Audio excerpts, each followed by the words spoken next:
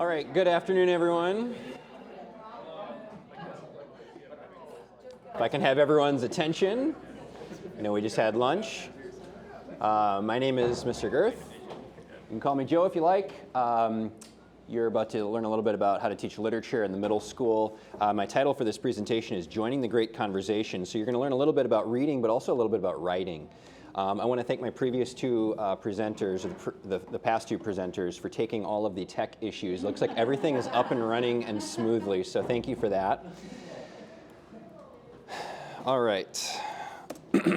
So here's a little outline of my presentation. By the way, all of this material will be made available to you digitally. I'm going to have a QR code at the very end in the very last slide, which you can open your camera app on your phone, and you can point it right at the screen, and it should take you right to a Google folder, which then you can have all of these documents, including the presentation. And I also have something I call a comprehensive overview. I put together a very large packet.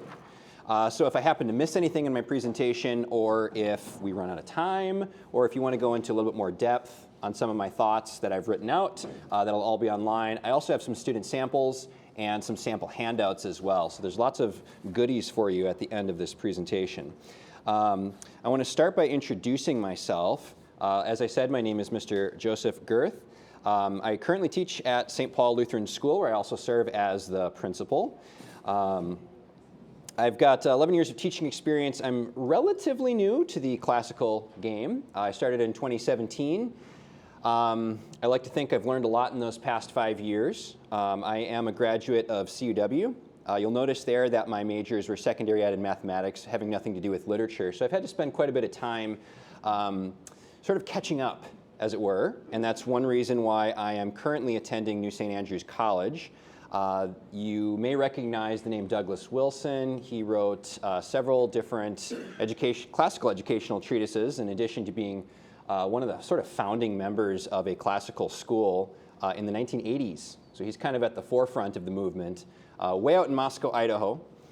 So a couple summers, yes, I have gone all the way out to Moscow, Idaho. It's a beautiful country, but it's very hard to get to. So I'm not going to be going this summer, but many of the classes I've taken there have been literature-based. So I feel like I've kind of gotten myself up to a decent level in order to be well prepared. So when I first became a classical teacher, I basically took the materials that I was handed. Here's your Memoria Press books. Here's your Memoria Press workbooks. And I followed it to a T. And this is good. And I know there was a question in Pastor Kane's session. How can we get started? Where do we go with curriculum? And my suggestion, or my answer to that question is, pick a curriculum, buy it all, and just do it. And what you're going to find, there's some strengths and there's some weaknesses, and then after a while you can kind of adjust to that. So that's what I've done, basically following what Memoria Press suggested. And as I've taught it, and as I've taken some other classes, and as I've done some more reading myself, I've modified things just a little bit. But there's always kind of this big question. How can I teach difficult, long, obtuse books to middle school students? So some of the books we read at St. Paul include the Iliad, the Odyssey, the Canterbury Tales. And I can tell you the first time we read the Canterbury Tales in my class, it did not go over very well. So how can I do this more successfully?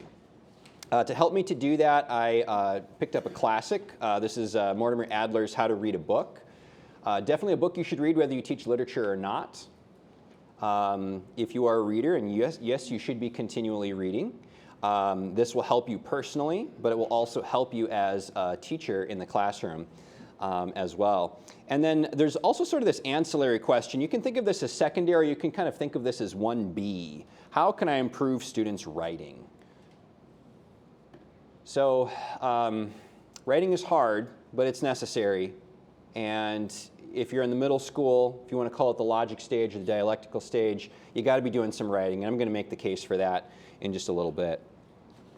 So that kind of got me going a little bit. Let me explain to you the general approach. And I'm going to give you some quotations from Adler. So I'm not just kind of making this up out of thin air.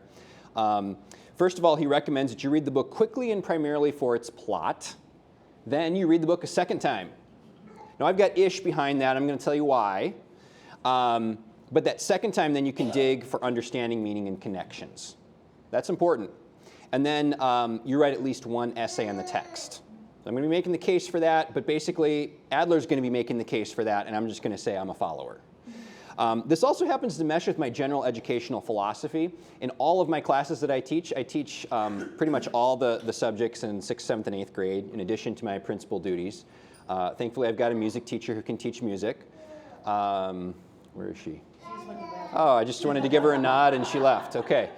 So I teach Latin, I teach math, I teach basically everything. In all of my classes, every single one, my focus is they have to be reading, they have to be writing, they have to be listening, they have to be speaking. Okay? That all comes from Quintilian. Some of you might recognize that name. First century AD. Educator. One of the things he says, he's kind of like, well, should we focus on reading, or should we focus on writing, or should we focus on speaking? You know, his book is all about oration, how to be a good speaker, right? He says, well, that's silly, because what you should be doing is you should be reading, because reading helps your writing. You should be writing, because writing helps your speaking. And you should be speaking, because speaking helps your writing. You can see how it's kind of a virtuous cycle, okay? Sister Miriam Joseph, who wrote the book The Trivium, she adds listening to that trio to make 4. So to me, it's all about those 4 things. How can I be doing those 4 things in some way, shape, or form? So this general approach meshes with my general philosophy, and then it's just a matter of sort of tweaking it to make it, you know, more literature focused. All right. So this is all Adler. If you see a quote there, this is from his book, How to Read a Book. I do have a full reference at the end. And if there's no ISBN in there, there's certainly an ISBN in this big, long packet. So this is a quote. I'm just going to read this out loud. And what I'm doing here, by the way, is I'm kind of modeling what I like to do in my classroom of reading aloud. Yes, they have the text in front of them, but they need to be speaking it. So, quote, in tackling a difficult book for the first time, read it through without ever stopping to look up or ponder the things you do not understand right away. And the emphasis there is in the original. That is in italics in the original. He also says, quote, the first piece of advice we would like to give you for reading a story is this. Read it quickly and with total immersion. Ideally, a story should be read at one sitting, although this is rarely possible. Nevertheless, the ideal should be approximated by compressing the reading of a good story into as short a time as feasible. I'll pause there for a second. Those are page numbers to, I think I've got the 5th edition, I want to say. All right, so why read through the book quickly? This is a good question, because most of us, or if you've done Memoria Press before, just a quick anecdote for me, it was 3 years ago, we read Tom Sawyer. We started in August. We didn't finish about till the end of October. And what we did is we would read a chapter or two, we'd do the workbook lesson, we'd read a chapter or two, we'd do the workbook lesson, we'd take the quiz, we'd read a chapter or two, and it's really slow progression. So that by the time we got to the end of October, I had forgotten much of the stuff that happened in the beginning. And you'll notice the issue there is I've lost the plot. I've lost some of the main point of what I'm reading the book for. And so this is what he says, quote, otherwise you will forget what happened. The unity of the plot will escape you, and you will be lost. And maybe we can all nod our heads in agreement, hey, that's happened to me before. Maybe you've even given up on a great book because of those very problems. He argues that the most important point is the plot. Quote, the first question you should ask about any book is, what is it about as a whole? And then the unity of a story, and that should be is always, and that should be in its plot. Okay, and the emphasis there is in the original. Okay. I do know Memoria Press does adhere to Mortimer Adler's advice. In fact, I think most of their books say in the beginning, you know, how to mark a book. This comes right from Mortimer Adler. And then some of the workbooks even talk about the one central idea. You know, those are all caps words there, capital T, capital O, capital C, so it's like a big deal. And so even there, where I think they read a little too slowly, I think they still are realizing that's what we got to focus on first and foremost. Now, the second read-through. Quote, you will have a much better chance of understanding it on a second reading, but that requires you to have read the book through at least once. And also, quote, do not be afraid to be or seem to be superficial. Race through even the hardest book. You will then be prepared to read it well the second time. All right. Let's see, why read through a book twice? Well, this allows you to analyze the minutia, particularly with the unity of the book as a context. Think of a puzzle. If you know the whole picture If you can see the whole picture of a puzzle, it helps you to put those individual pieces together, okay? You might also think about it in terms of, you're unloading your car. Let's say you're unpacking from a long trip. I don't know, is this a guy thing? I like to get like as few trips in as possible, okay? However, if there's lots of valuable stuff, you probably want to take things one thing at a time. You got this precious glass thing. You don't want to be juggling lots of other things as you're bringing in this precious glass, whatever, casserole dish, let's say.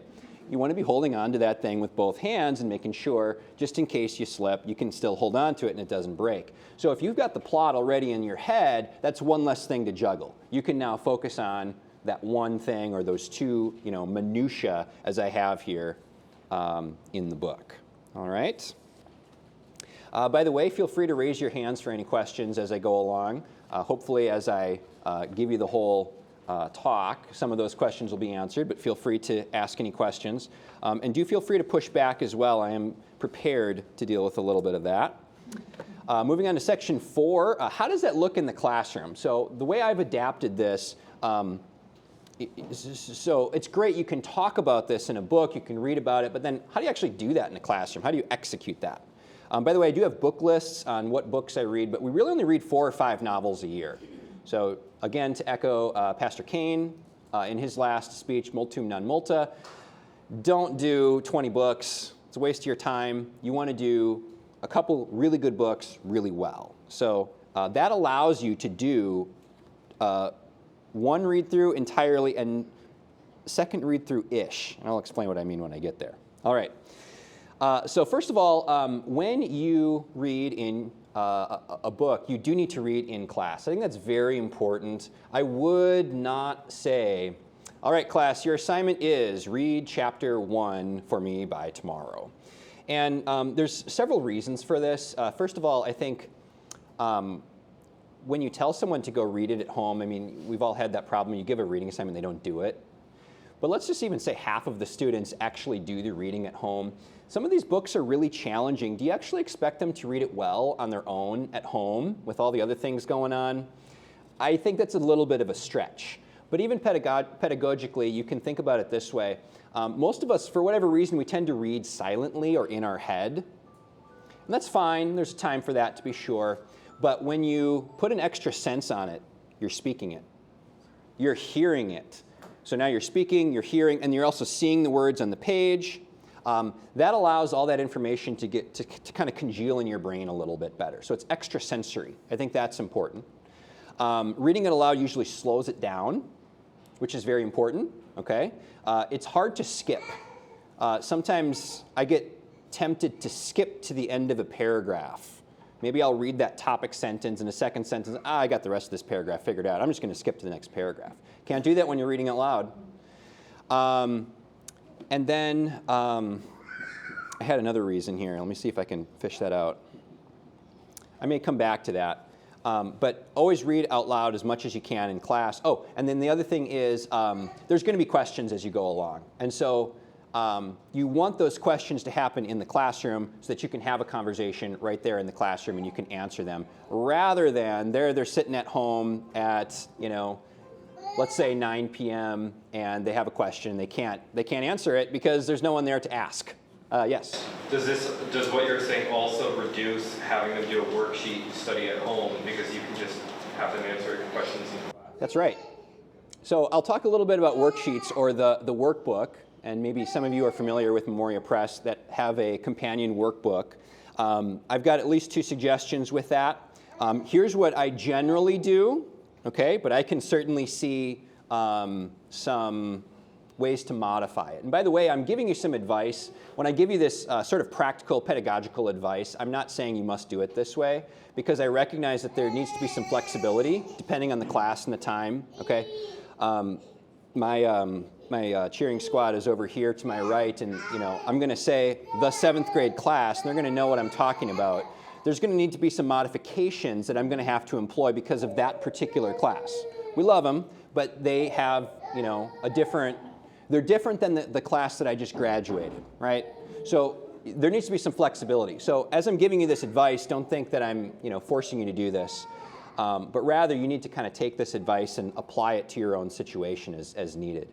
So their only assignment then, so we'll read the chapter. Hopefully we can get to the end of the chapter in class. Sometimes we can't do that. Like the Iliad, it's hard to do that. So if I'm assigning anything for reading, it's like 2 or 3 pages. And I always, before I conclude the class, I always say, well, let's kind of talk about what were the main things that happened in that in the Iliad, their books or chapters. Okay, their only assignment is to do a chapter summary. It's no more than 8 sentences.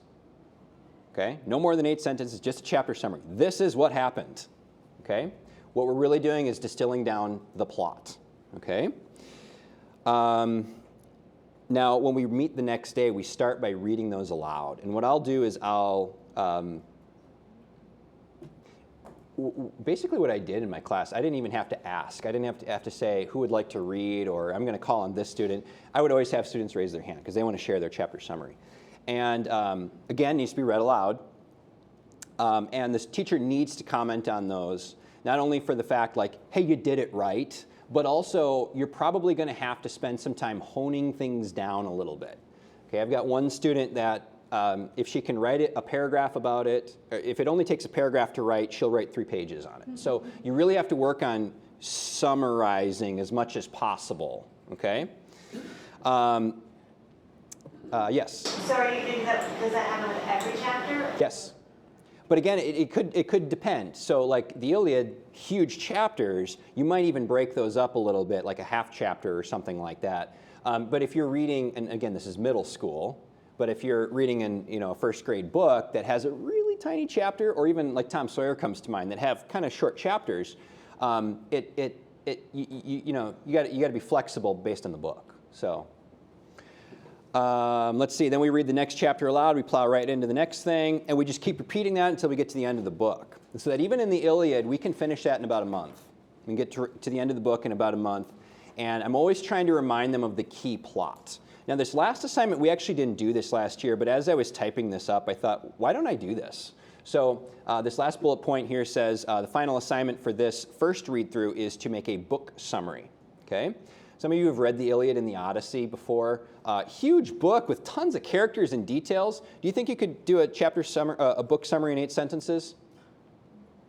The answer is yes. It's actually very easy to do, and that's one of the reasons that makes it a great book. If you've read Dante's Divine Comedy, okay? Basically, it's a guy that's lost, that has a guide, take him down through hell, up through purgatory, and then up into the highest heavens of heaven. So it's like he's lost, he goes on a journey with some guides, reaches his destination. There's your summary, okay? Now, there's a lot more to that book, right? There's way more to it, but you can see the point. You've got the plot in your head now.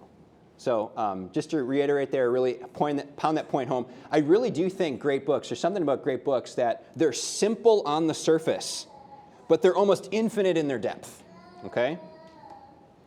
All right, let's move on. Do you have everyone read aloud their summaries? Not everyone. You just pick. I choose 3, that's arbitrary. You can do more or fewer. Yeah. The reason for that is I found that they all pretty much kind of got it. So I didn't need to like keep going and pound the point home because it's like, Mr. Gerth, we got it. We figured out what that chapter was about. Okay. So, and then time is also of the essence, not only for the book that you're reading, but for your sequence. Okay. One more question on that. So your first read through, you were reading it for the plot. So when you allow questions, how deep do you let those go on your first read? Yeah, good. So this is part of the art of teaching. Now I've got a smile on my face because some of you have sat in my class before, and I tend to answer questions with more questions, and I tend to lead them to the answer without giving them the answer. And then there's also the time where you say, well, that's a good observation, that's a really good question. We're not going to answer that right now. I don't know what you guys think of like movies with cliffhangers or whatever, but I love giving my students cliffhangers. So I will say things like that aggravate them. To be continued. Come to class tomorrow. All right. But that's sort of one of those things. You have to kind of use your own wisdom. And that maybe touches on another important point. You need to have read the book first, especially these great books. If you're reading the Iliad for the first time as you're teaching it, you're probably not going to do very well, okay? I actually took the Iliad and the Odyssey at New St. Andrews, and then I taught it the following year, and I can't tell you how helpful that was to have an actual professional teach me the Iliad and the Odyssey. And part of the problem with me reading the Canterbury, the first time I did the Canterbury Tales with my students, I hadn't read it before. I was just reading it along with them, okay? And that was why it was miserable for them, because I really didn't see the point of the book. I didn't get it. But then when I took the Canterbury Tales class at New St. Andrews, again, a professional leading me through it, that really, really helped me. So just to really emphasize that, make sure you read the books before you teach them. Okay, let's see, second read through. Now it says ish because time is of the essence. So we did try to read the Iliad a second time, and that was fine because we did actually do it, but then we had less time for the Odyssey, and then we had almost no time for Julius Caesar. So you kind of have to play around with that a little bit. So what are some things you can do for that second read through? You could literally read the book through a second time in class. I usually don't do that though. What you can kind of do is flip it around. You can say, okay, now your assignment is to go and do reread chapter 1 or reread chapter 2, and then in class you're going to do these workbook questions and tests. So we have all the Memoria Press workbooks, and that now would be a good time to input those things. Let's see. Other books, again, the Iliad comes to mind, cannot be reread in school efficiently. So this is where you might focus on a few selections. Again, knowing the text itself very well, knowing what's worthy of rereading and what's worthy of discussion, you could really focus on those. Or as I say here, look for difficult, confusing passages, beautiful passages worthy of memorization or imitation. All right. Now, this is kind of the capstone of our book, and it's an essay. This I also got from New St. Andrews. It's an idea. It's thesis workshopping, and basically all I have them do is write 4 sentences. They have a thesis.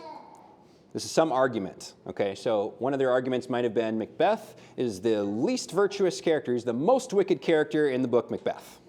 Okay, and then they have to have 3 sentences. Each sentence is an individual sentence that supports their first thesis, okay?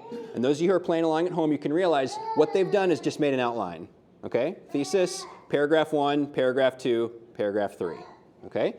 Now, it's workshopping here because they're going to read these out loud. So I go around the room, everyone reads their thesis. And so they'll read it out loud, they'll share their answers, and sometimes they're bad. Okay, they're bad, and you'll know that they're bad because everyone will just kind of sit there and there's no reaction whatsoever. Other times they're really good, and you'll know it because everyone will pick their head up and look at the person speaking their thesis and say, no, that's not right. As soon as you did that, you won, okay? Because now they're into writing essays because they want to argue. So, logic stage, dialectical stage, so that's good. Now, theses are hard, so I will always give them a big, long list of theses, and I might actually simplify that because you want to keep it simple. This is middle school. They're not quite ready to really fish for different, literature themes and conflicts. So my best essays are usually along the lines of Achilles is the most virtuous character in the Iliad, or Macbeth is the most wicked character in Macbeth, okay? Those are usually my best ones. They're very simple to get into and understand for the students, but they're also really good because we do want to talk about things like virtue and vice. And of course, you really need to teach them this is not a book report or a review. They are trying to make an argument. That argument cannot be a yes or no question. It has to be something that has shades of opinion to it, let's say, okay? Let's see, feedback is necessary, so I will always comment on anyone's thesis. They'll read their thesis in their 3 sentences. I will always comment on that. And I let the students give their opinions too, and especially if they say things like, that is wrong, that is the dumbest idea. Well, I don't let them say dumb, but if they really want to get fired up about it, I let them do that. Because like I said, that you won at that point, because now they're excited to pick up their book and find more evidence to support their thesis. All right, I suggest you repeat it at least once, because what you want to do is really make sure they know what a thesis is, get as much feedback on that concept as possible. And this also allows them to take something that someone else says and then use that in their next thesis. And so joining the great conversation, that's kind of also what you're doing here with this thesis workshop, is you're having a conversation, honing, sharpening different opinions and ideas, so that when you really put the pen to the paper, you make something really good. Pastor, did I see a question back there? Yes, thank you. Are you teaching your middle schoolers, 6th, 7th, 8th at the same time for this one thing? They're reading it together. So your theses are going to be different levels of expertise. That's right. Are you getting there? Sorry, I'm not trying to jump ahead of you. No. Okay, if you would be willing to throw in a little bit like that for people with multi-level classrooms, that's really helpful. Yeah, so everyone, 6th, 7th, and 8th grade is reading the exact same book. They've got the exact same assignments. I have different levels of expectation, and I will communicate that to them. Again, the 7th grade class, whom we love. A little bit different than my graduating 8th grade class, okay? They were miles ahead. But this is all a good thing, because they get to hear all of the really good 8th grade students and all of their theses, and they got to see firsthand how they really got into all the arguments and so forth. And there's a lot of modeling going on. And I'm hoping that really starts to bear fruit over time. And they start to raise up as a result of that. Some differences for my 8th graders and then also for my 7th graders last year. I always had them do a refutation paragraph. So they had their 3 topic paragraphs supporting their main thesis, but then I also had a refutation paragraph. So it'd be something like, while some might say that Achilles is not the most virtuous character in the Iliad, I believe that he is. So what I trained them to do was to try and think of their weakest link in their argument, or the most vulnerable, let's say, way to defeat their argument, and attack that directly. So that was the refutation paragraph. I only expected that of 7th and 8th grade last year. A few 6th graders did attempt it. But let's see, other differences, there weren't a whole lot of other differences there. I did expect them to do the same kind of theses, but especially with the essays, and also with the essays, I graded them a little bit more leniently with the 6th grade. They didn't have the amount of the experience writing just a basic essay that the other groups did. So, yes? This is a question for you and your classes and your curriculum. It seems as though it's going to be helpfully integrating logic studies at the same time. Is this happening in tandem with the 6th, 7th, 8th grades in your school? Because I can almost say that if I were to try this in my class, it's going to be turned into these kids are just going to start saying, no, that's not a logical conclusion, this is why. And they're going to go on there, they're going to start discussing informal logic there. Sure. So tell me more about how that conversation works in the classroom. Yeah, so we did not do logic last year, and I am kind of switching over from the Memoria Press logic. Sure. And I think actually the author, Martin Cawthron, would agree with me that's really not a appropriate middle school level program. And so I never really found a lot of connections between Cawthron's logic program with some of the argumentation that we're doing in literature. Now you said informal logic, so I'm thinking of like the fallacy detective, or Douglas Wilson, because there's a connection to St. puts out logic texts too. So I was just wondering if that was introduced. That's the one we're changing to next year.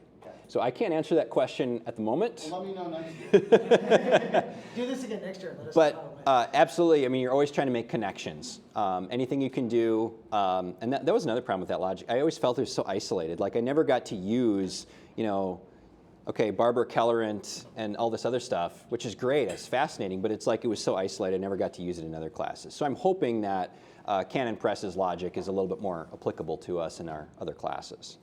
Good question. Okay, so I'm going to move to the next slide here. This is, as I say here, a standard 5-paragraph essay. Flows right from their workshop thesis, as I mentioned. Students pick their best thesis. They don't have to choose the second or the first, and they can also choose a third one if they want. I do say citations here are necessary, but they're super simple, okay? It's just a page number inside parentheses. And I've never taken off points for citations, okay? I've got like nightmares for my high school class because I spent so much time, it's gotta be an MLA format. And does the period go after the parentheses? Do I need the year? Do I need, don't even worry about that. You're not worried about that at this stage, but you do need to make them do some citations so that they're not making stuff up out of thin air. All right, I say set a due date at least 2 or 3 school days out. You can adjust that as necessary. I do let them give me unfinished papers. I'll always have 2 or 3 students say, Mr. Gerth, can I read my essay? Well, it's not due till tomorrow, but sure, you can read your essay. And I also mention in my comprehensive overview, that's kind of like pre-grading, so that actually kind of helps you out, because otherwise you get 16 essays to grade. That is a lot of work, I will admit. So if you can get a couple of those at least kind of started by listening to them out loud a day or 2 early, that's actually really helpful for you. I do say here, be upfront about your expectations. I'll sort of diverge from all the teacher schools out there. I don't think a strict rubric is necessary where you've got 4 points for this, 3 points for this, 2 points for this, 1 point for this, 0 points for this. And I'm kind of getting this idea from Joshua Gibbs, who writes for the Circe Institute. He's got his own, institution kind of growing there. From his book, Something They Will Not Forget. Highly recommended book. Very good if you've not read it before. I highly recommend it. Obviously, we disagree with a couple things there. He's Orthodox, so he'll bring that out a little bit in his books. But he says that subjectivity is okay, and I agree with that. This is literature we're talking about here, not physics. Okay. Everyone reads their essay. Very important, especially like I said for my 6th grade class. I want them to hear the 8th graders' essays. This is what you should be able to do. And then I always say essays can be fully redone, and I give you full credit back. So grade harshly, and then make them do it again. Mm-hmm. Sorry, more random question. So part of this also you brought up a few times is kind of like imitating the other students. Do you ever give a presentation at the beginning of the year, modeling? Yes. Okay. In fact, for my Macbeth essays, I wrote an essay. I actually took one of my students' essays. I took my best student. I took her essay, and I tried to attack it. I thought you were going to say you submitted it. No. And I tried to leave a couple holes in my argument so that the students could then respond to me. So it's not like I was, destroying them. It was an unfair advantage or something like that.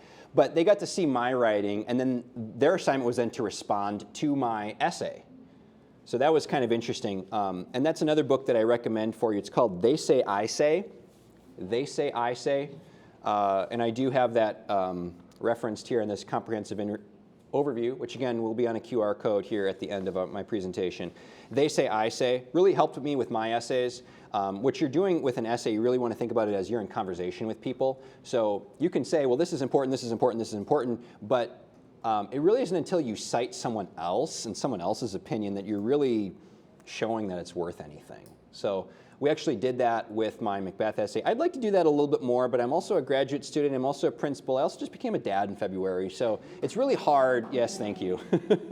It's really hard to write in tandem with them, but it is really good for me. So I needed to do that a little bit more. All right, I'm almost finished here with my my presentation. Here are a couple tips. As I say here, as I said earlier, stick with easy theses such as these. And by the way, I tend to think of myself not necessarily as a very good writer. So some of you might be better at writing than me and better at coming up with theses. So feel free to say, no, you're wrong on that one. Here's what we really should do. An essay, as I also mentioned when I mentioned They Say, I Say, is an essay in argument largely in dialogue with others, right? The great conversation. Okay. Encourage them to use each other's arguments in their own work. And that was something we modeled last year for my second Macbeth essay. I made them do 2 essays for Macbeth. And then my last bullet point, this is a perfect launching pad for an oral debate.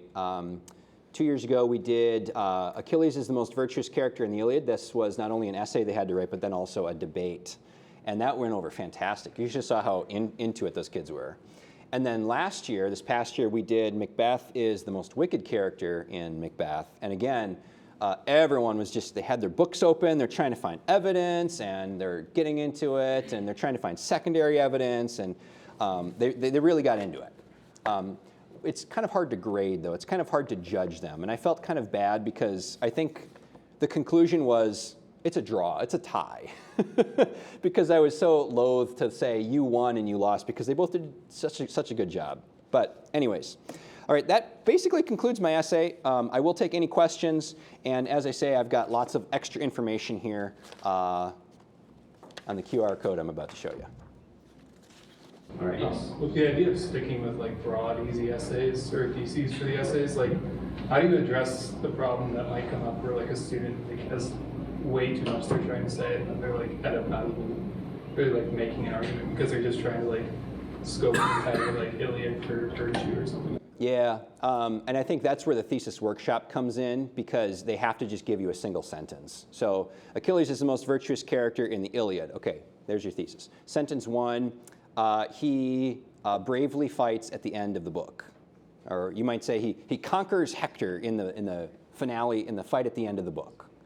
So you can see how succinct that is. It's hard for them to get away from that. And if they are able to get away through that, this is why you workshop it, so you can help them to pare that down. It seems as always like it's one of the two extremes. Either they can't write enough or they write way too much. And so, that's one reason why you want to read these things out loud and you want to sort of nip those things in the bud where you can. But it's always an ongoing process. You'll see some of the samples up there. You'll see some of the essays are fantastic and some are not so good. So you're always trying to push forward and make strides. Sometimes those strides are a little bit smaller than you'd like, but as teachers, you have to be patient.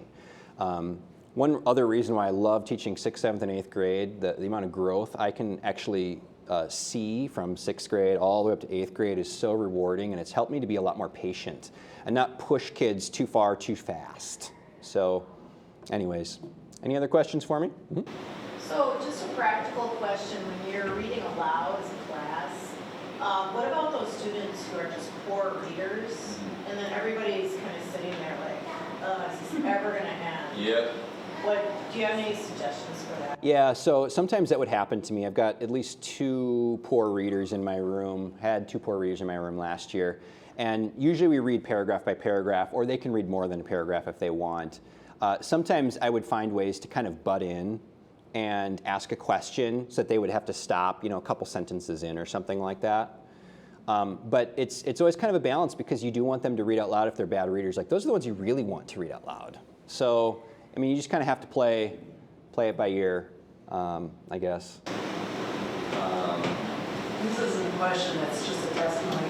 When you walk by this room, it's amazing. These kids are just hands up, hands down, and they work with each other so well. So they're so excited about it. I paid her to say that. I had an 8th grader and a 6th grader in this room this year, and I have competitive children, and my daughter came home and was like, it's not fair, he's not grading them as hard.